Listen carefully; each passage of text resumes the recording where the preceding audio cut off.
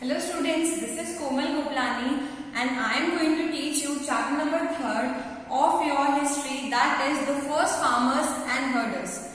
Firstly, I hope you all are doing good and staying safe. So let's begin our chapter. Student, as you all know that in the first part we had studied some basic concept of this chapter, and in this video we will study some more concept. So let's begin. Firstly, I hope you all have opened your books. So just come on page number H20. Come on page number H20. I hope you have your pencils in your hands. So just start. The first topic is invention of a wheel. Now what is wheel? आप सभी को पता है wheel क्या होती है? Yes, wheel means a roller or that look like this. This is the invention of wheel, step by step, as you can see.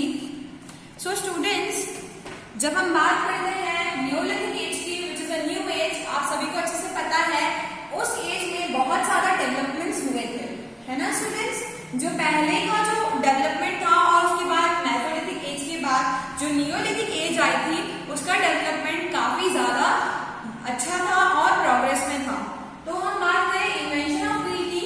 Man used to invent wheel because it can make their work more easy than other systems. Because invention of wheel की मदद से, wheel जो होती है आप सभी को अच्छे से पता है, उससे उन्होंने क्या करा, एक स्लेज बनाई और उस व्हील से उन्होंने क्या करा, एक जगह से दूसरी जगह ट्रांसपोर्टेशन, चीजों का ट्रांसपोर्टेशन करना स्टार्ट करा. नॉर्मल अभी तो अपने पास गाड़ी वगैरह सब कुछ है कि अपन को कहीं जाना होता है तो अपन उसके थ्रू जा सकते हैं, लेकिन उस टाइम पे ऐसा कुछ भी नहीं था. इसलिए उन्होंने क्या करा, व्हील का इन्वेंशन किया और व्हील के इन्वेंशन से उन्होंने क्या करा, अपने काम को काफी ज्यादा इजी कर दिया. लोग जो है वो व्हील की मदद से स्पिनिंग करते थे, ट्रांसपोर्टेशन करते थे और क्या करते थे, कॉटन और वूल को भी बनाते थे स्पिनिंग के through. Understand students? Next topic है हमारा पोट्री. आप सभी को मैंने लास्ट वीडियो में बताया था कि पोट्री क्या होती है. It is made with the use of mud, यानी मिट्टी की मदद से हम पॉटरी, जो कि कुछ मट्टी की तरह इस शेप की दिखती है, और उन्होंने उसको बनाना स्टार्ट किया. डिफरेंट पोट्रीज जो है वो उन्होंने बनाई थी. Okay students? और जब वो पोट्रीज बनाते थे तो वो किस टाइप की लिंक क्या दी थी? आप सभी को अच्छे से पता है नियोलिथिक मैन ने फार्मिंग करना स्टार्ट करी थी.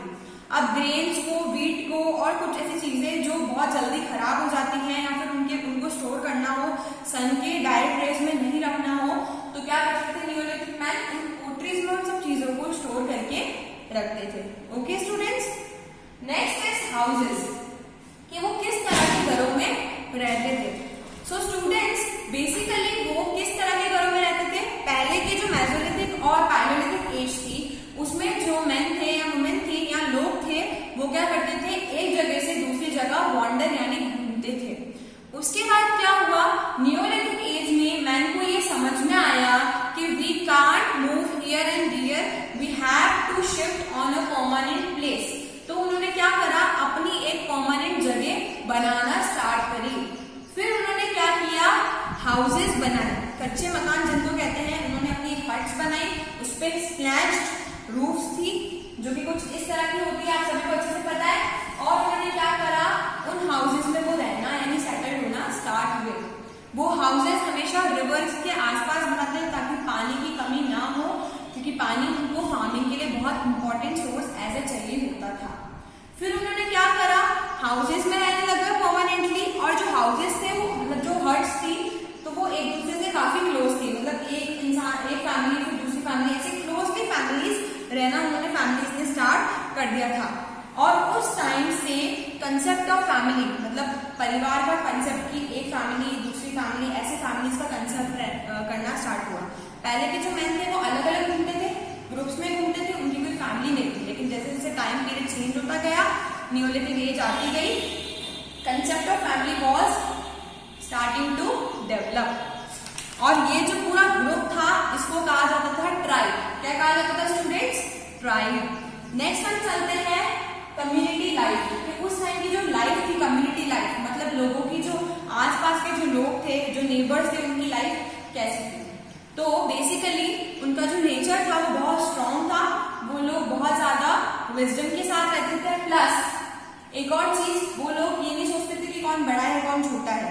जैसे आज की जनरेशन जो है वो ज्यादा एक दूसरे से अटैच नहीं होती नेबर से, लेकिन उस टाइम के जो लोग थे उनके लिए नेबर जो थे वो बहुत इंपॉर्टेंट सोर्स थे, क्योंकि वो लोग साथ में काम करते थे, साथ में आसपास रहते थे, एक दूसरे की हेल्प करते थे क्राइसिस के दौरान। तो इसलिए कम्युनिटी लाइफ कुछ इस तरह से थी कि वो अपने नेबर्स के साथ काफी मिलजुल के रहते थे। देन हम बात करते हैं रिलीजन की। अब जो लोग आसपास में रहते थे वो सब एक रिलीजन फॉलो करते थे। क्या करते थे वो? एक रिलीजन फॉलो करते थे। और कम्युनिटी लाइफ, यानी कम्युनिटी लाइफ में हमने पढ़ा था कि जो भी लोग थे वो सब नेबर्स, एक साथ नेबर जो थे वो सब रहते थे, और वो सारे नेबर जो थे वो एक ही रिलीजन को फॉलो करते थे। किसी का अलग रिलीजन, किसी का अलग रिलीजन, ऐसा सिस्टम नहीं था। और जो सबसे बड़ा इंसान हुआ करता था एज में, यानी एल्डर, वो वहां का हेड हुआ करता था। क्या हुआ करता था? वहां का हेड। और उसके डिसीजंस अल्टीमेटम डिसीजंस हुआ करते थे। तो देन रिलीजन की बात करें तो वो लोग मेनली किसकी पूजा करते थे? वाटर, फायर, रेन, थंडर और सन, मून की। ये इन सब चीजों की पूजा किया करते थे। ये चीजों को ये बहुत ज्यादा पवित्र माना करते थे और उनको बिल्कुल भी मिसयूज नहीं किया करते थे। लाइक वाटर को मिसयूज कर देंगे, क्योंकि वाटर की वो पूजा करते थे तो उसे वो कभी मिसयूज नहीं करते थे। फायर की भी वो पूजा करते थे, रेन यानी बारिश होती थी तभी वो लोग पूजा करते थे। मतलब ये सब चीजें उनके लिए बहुत इंपॉर्टेंट थी। अल्टीमेटली नेचर उनके लिए एक गॉड था जिसकी वो दिन रात पूजा करते थे। ओके स्टूडेंट्स, तो हमने अभी तक क्या क्या पढ़ा? Invention of wheel, pottery, houses, community life. अब मैं आपको आगे बताने जा रही हूँ next topic which is disposable of the dead. Okay,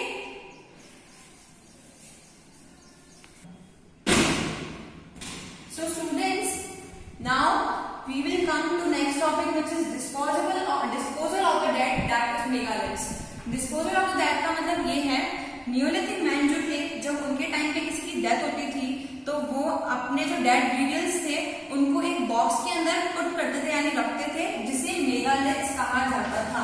mega मतलब लार्ज, और वो लार्ज बॉक्सेस में उन लोगों को रख के उन ब्यूरियल्स को करते थे, जिसके एक्सकवेटेड रिसोर्स आर्कियोलॉजिस्ट ने फाइंड किए थे।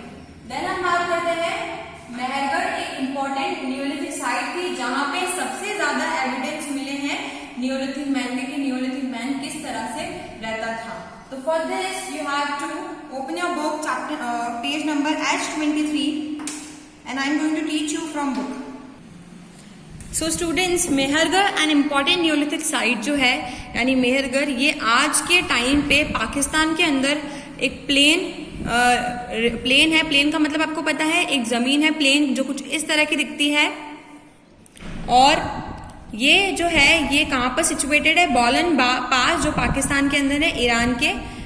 ईरान का वो एक रूट जाता है इंपॉर्टेंट वहां पर। ये एक नियोलिथिक साइट है जो 7000 से लेकर 3200 BC, मतलब बिफोर कॉमन एरा के टाइम पर ये नियोलिथिक साइट फाइंड की गई थी। वहां पे ये लोग रहते थे।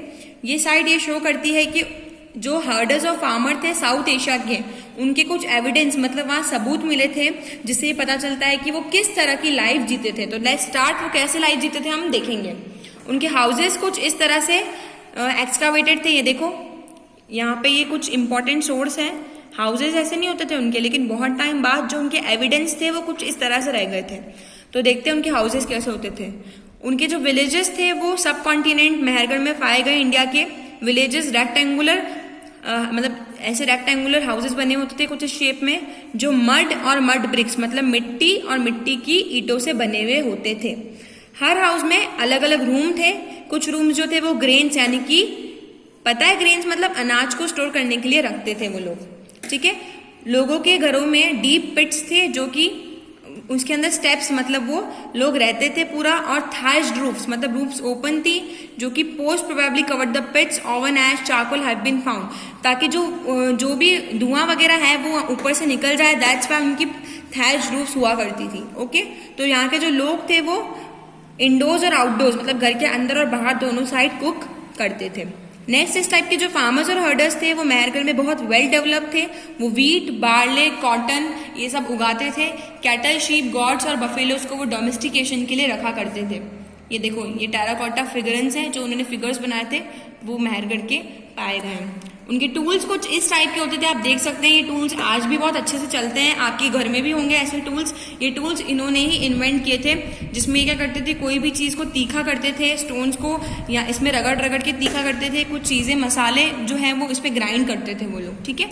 नेक्स्ट पॉटरी, वो जो कुछ इस तरह की दिखती थी, जिसमें ये लोग क्या करते थे, चीज़ों को स्टोर किया करते थे।